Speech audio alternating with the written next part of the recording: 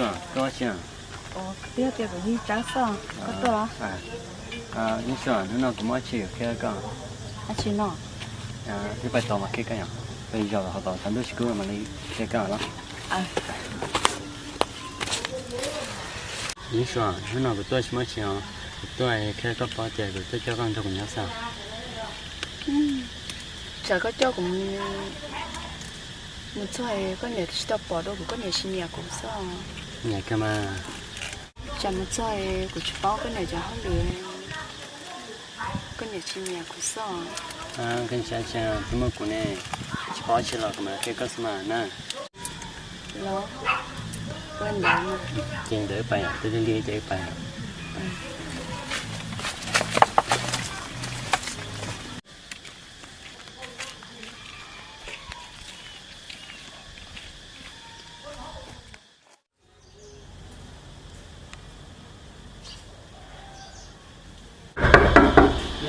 娘，别动，别娘了。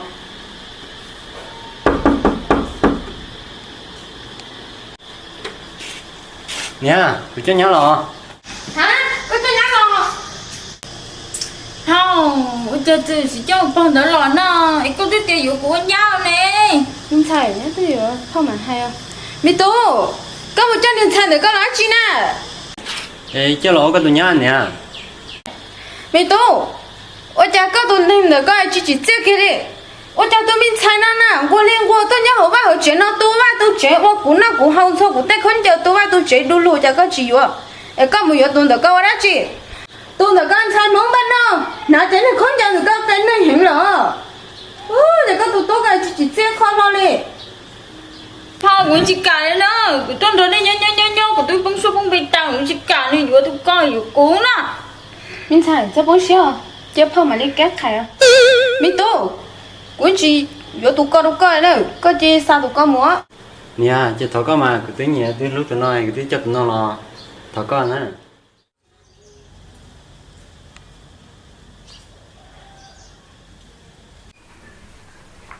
Đi xuống, cái nào chạy nhận nó mua cái chợ hay là con leo, cái nào con này là xuyên nè, nó giờ đi con.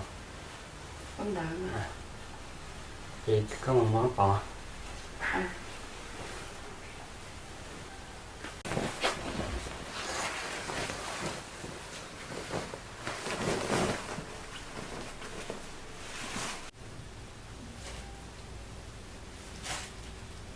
Tôi chỉ không chờ nói chỉ tao là đôi cháu đó đi.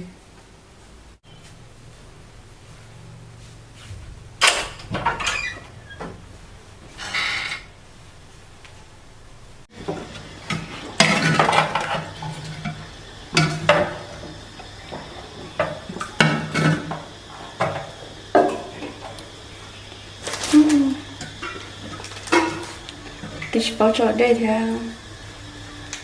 Tôi chỉ bảo hơi lười đi ở cha nè, cha từ lo chuẩn mà hơi lười sẽ rồi ha.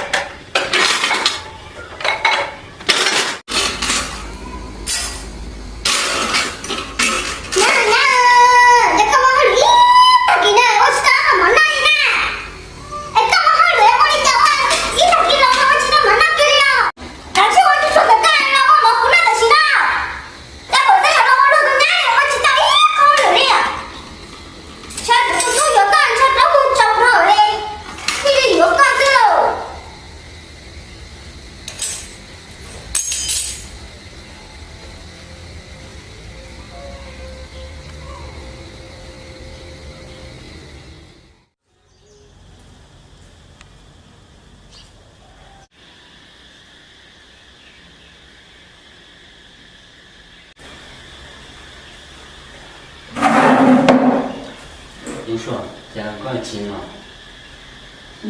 chưa cha. 听说个毛里的哩，什么时候都个鸟诶，个鸟我现在都不能掉了。Đúng rồi. Thì sẽ vào của tôi sẽ bao nhiêu rõ được em. Bây giờ mà giờ tôi chỉ có gì mà nó theo cậu à?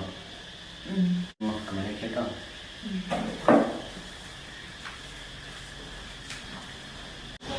Nghĩ rồi, có khó được ra nó, cái con đó nó, cái đó nó cái con. Để tiếp có xí cái Cái gì đó, cái gì biết không?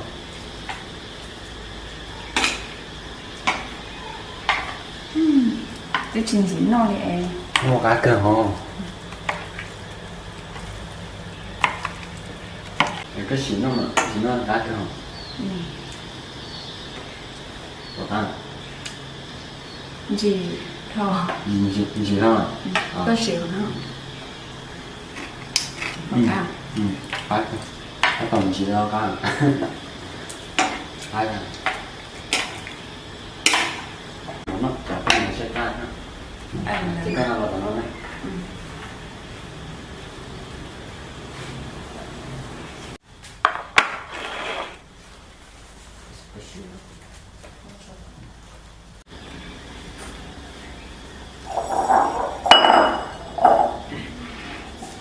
Đâu có đâu.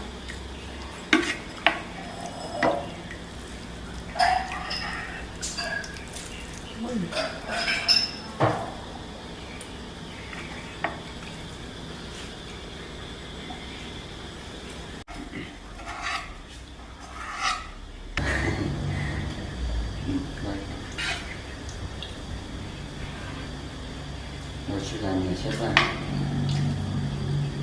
Đâu ra đến đây sau này là Ăn cái gì? Để nó quay nhà cũng gặp. Thì con vai trở tay nó. Con ở tay nó.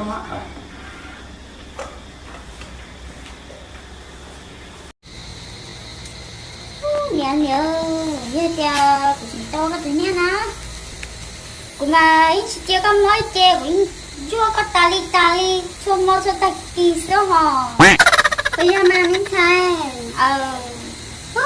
sợ ta cũng nên tốn để chim đâu luôn kia để mình giờ tao nên muốn bán đâu nữa rồi giờ bán đâu mà ôi rồi mà chỉ học cú xe kia đi hả tao tin cho nên đó một tao xe mà chỉ cá rồi mình thay cũng mà sao nó cho nó mới có uống đâu sữa đi bữa chơi con à ai nè hai khởi rồi cho nó bữa chơi rồi tôi kêu ở nơi ô của tôi nhắc tôi ít tôi xong này chỉ tôi chơi này sắm đi tiền rồi xong cuối xong rồi sợ xong cha rồi thôi để chơi hai cái này tôi mình trâu kia vô kia của xe mà giờ mà mình xài của chơi ở chủ có gọi tao nè mình tôi chỉ xem đó nên bằng mình bán đồng đến trâu kia sữa của nè nè chờ là nè bằng mong bán đồng rồi ôi chạy tao kia nào ôi tao chạy như thế này chạy lát tao muốn nó đi sợ chưa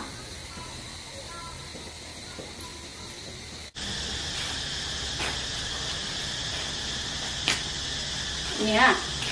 Chưa tao mỏi nếu mà phải nó mò. Sai, tao nó mỏ lên. Gì tôi sai gì rồi. Có tao mò đó. Tao Mình sai, muốn nó mò cho. ai không đỡ mà. Sợ tới nó mò để luôn trả thế này là muốn nó.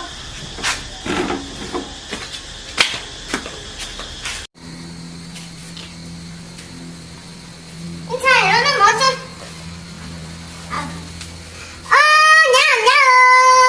chắc các chị mà mở luôn trong mở đỡ là trong đi có chờ trong mở ai thế nào giờ có chạy rồi nhớ có nhau giờ tôi mua trong mở đỡ các chị mở trong mở các chị trong cái nó tay linh thở mình thở giờ chị trong đi cao liền mình xài cái chữ đầu tiên là mình tôi sao nữa đầu tiên là cái đầu tiên Mẹ là đó nè. cái nhá này sợi luôn tao mở thì tao mở á theo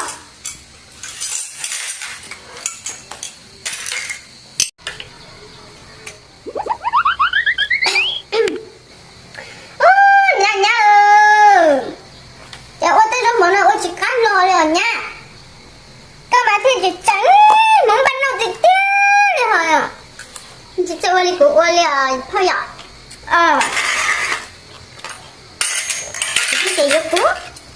bưng vậy nè và bắt đầu nó là tự nó thế à nó phổi ăn thầy luôn nào đi thầy nào ở dưới nó còn năm đâu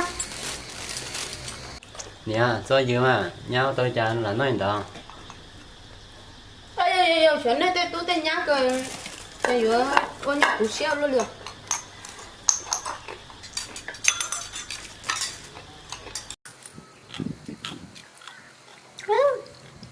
có cá cười thế không sao tên chơi là tiền bán đâu rồi chỉ có quan là ô tô cá cười thế rồi khi mà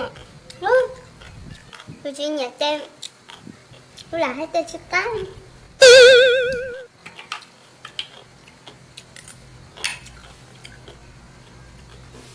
nhau nha lên cho ta điểm mua của nó ta hả nó không chỉ cho trả nên nhá là quả nha chỉ giống nó lại nhau chờ lên cho ta điểm mua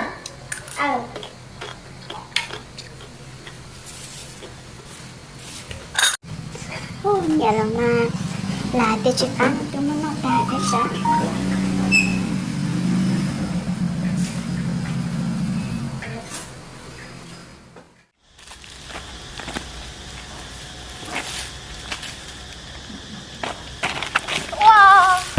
rồi cha con à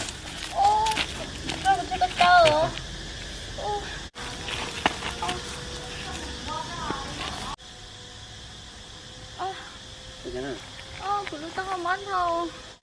Chứ nếu chỉ con à bây giờ xuân đôi của bác cha xua sao số đào của tôi bỏ tà nữa.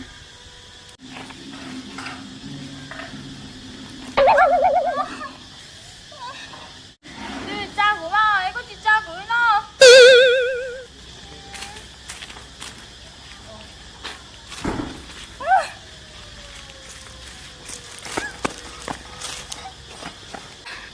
Thích không? đi xuân cho chỉ rồi nào Chứ bây giờ tiêu có nhiều xuân nữa. người ta nghe na cái tôi chỉ lo rồi Số đào nếu như tôi có nhà có nhiều như sao hay có mà của yêu tôi có nhà chỉ nhà giờ của trong lo có nhiều chỉ bỏ có nhiều nhà có một yếu tuần đó giờ của trong đó có một thứ lần chơi ít nó có nhiều trong xía là của mua ai chỉ có mình sáng giờ ta có lo cũng như lúc con mà nhà là lo nhà là hai đứa đó có xem điện nữa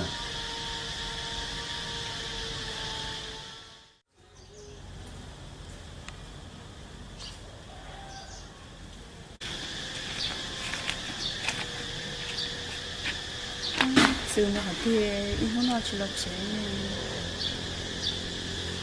lần thử món nó như thế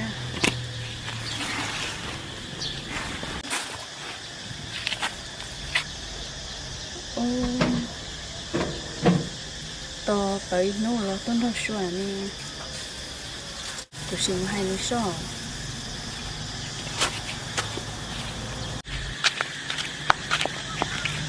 rồi không có đâu à Cũng là của xưa mà. không có đâu à Ơ chờ. À, cái này chỉ nhập bé, nó chọc hết chứ nào. rồi bây giờ con nhà con nhà cũng bắn nó nữa cho cha nên này sẽ cả này Ôi, giờ có vừa củ chè, cái này cái một chè. à chỉ nó mà giờ con mà nè Ôi, chỉ cả này vô nè. à còn món nên cho là giờ con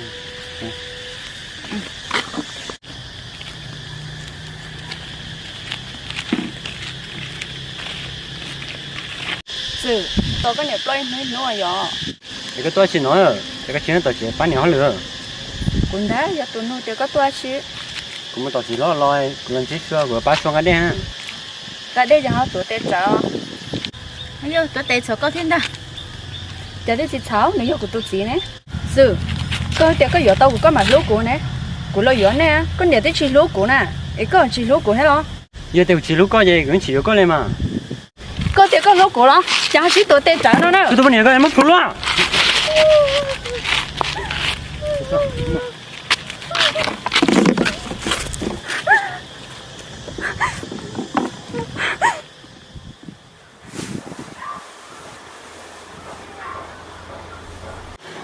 tôi có nhảy con bỏ tay trong cái chim muốn nè chứ nào chỉ chú con nè chứ của tứ lúa coi cho câu nó đâu cũ nè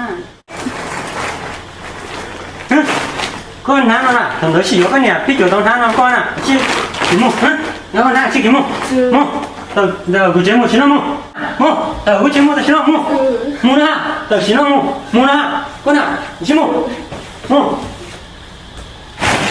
con nè tao là cái nhà cái chỗ tao nè con nè mua tao mua chỉ nó mua tao con nè chỉ mua hả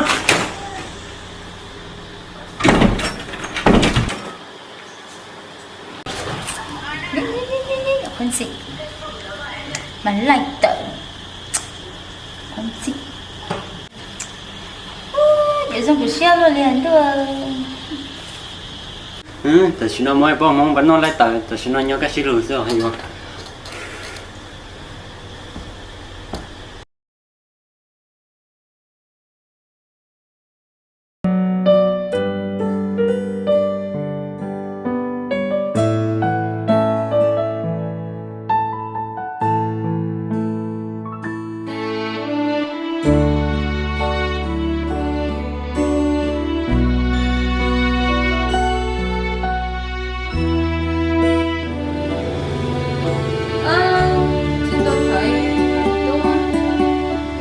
đâu tay cho cũng chỉ tao món nóเลยอยู่จ้าluônอยู่cái lên nè chỉ sợ cho rồi tôi thì ở đây tôi nhá xong rồi chaอยู่chỉ sao anh nèอยู่được ngó tôi mi nhá lại kia rồi chết lá luôn chơi ở cả nhá dầu lọ ôi cha em nhớ là chỉ một món cuốn nó bữa nó có hao liền cũng chết ôi liền nhá tôi nhớ có lỗ mà điện nó chạy cái niệm mà có nó cha nè hay giờ có từ tôi nhớ của giờ lỗ có nhẹ của tao lỗ có khé nè anh xin về mà thật đau rồi liền cái tôi kinh hoa này rộng sao chả tại chuyện này dưới nhà nhẹ là dưới nhà nỉ luôn cái nhà này chấm hơi xí luôn nè chả là xanh mẹ tôi lâu nó ôm món nó theo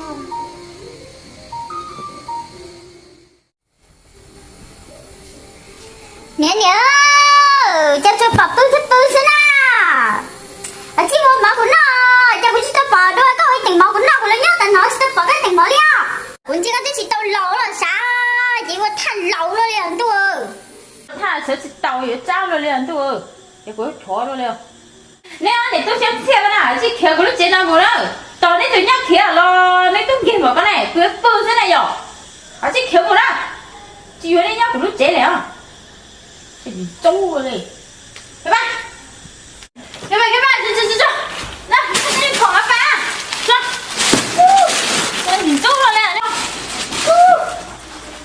chị ba tập cái lúc chế nào rồi biết trâu rồi à nó chế trâu à